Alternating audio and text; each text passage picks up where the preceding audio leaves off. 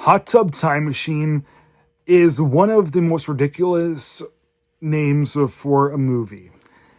And what makes it even crazier is that it is also, well, just my own view, one of the most enjoyable films about time travel I've ever seen. The main idea of the movie being right in its title, a hot tub that can time travel, like that's such a ridiculous storyline, such a dumb concept, but it is so much more than just a ridiculous jacuzzi that can travel backwards and forwards in a wormhole. In the movie, they travel back to 1986. And the way that the 80s are presented in this film, it is a lot of fun. I know that a lot of people don't like the 80s, but again, the way that it's presented here is awesome. The movie's an R-rated raunch fest. And again, the way that it's presented here is actually funny. I can't imagine someone that wouldn't laugh their asses off at certain scenes in this. Maybe some bits, sure, you'd find kind of annoying and kind of like, not quite face pummeled, but like, seriously. But at the same time, those moments like that are kind of few and far between.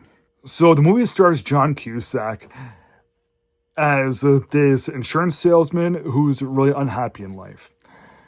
Having John Cusack as the main character in a comedy, that's a good move because John Cusack is best known for doing dramas, and so because he's able to also succeed at doing comedies, having someone like John Cusack lead a raunch fest was a good move because it adds some legitimacy to it instead of just having a bunch of unknown, no good comedians. Yeah, there's John Cusack and there's Craig Robinson, who's this guy who's totally pussy whipped by his cheating wife.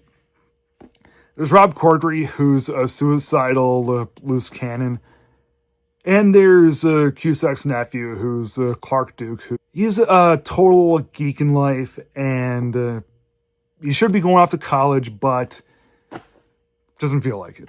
They decide to band together, all four of them, to go to the mountains. Have some fun, because none of them are really happy in life.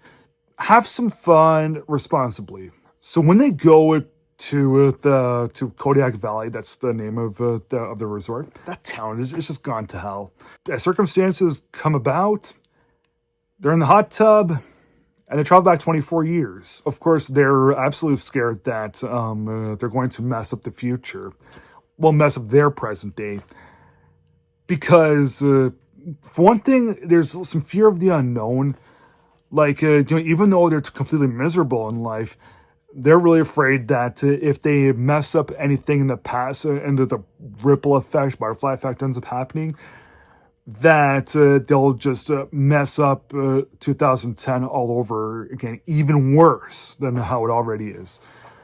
Also, what Clark Duke wants is, he wants the things to go to stay the same also, like in 1986, because that weekend is when he's going to be conceived. If eventually thinking about, just cashing it all in and just, why not change the future? Because, they're in the 80s, they're young again, and they maybe could change things for the better. Who knows? Yeah, because the movie does such a great job in capturing the whole midlife crisis thing in such an original and hilarious sort of way.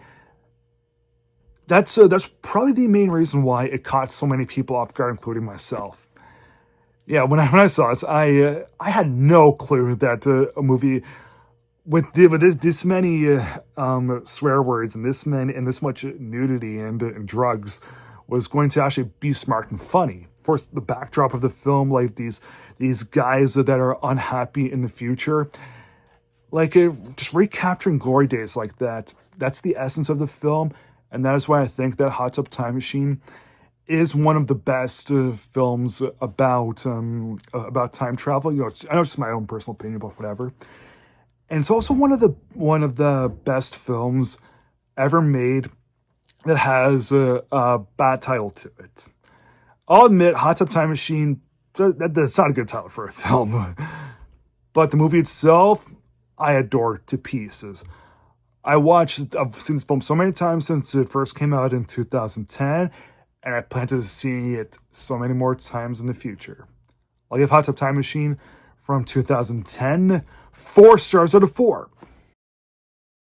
Thanks for watching. Please like, subscribe, comment, and I'll see you again next time.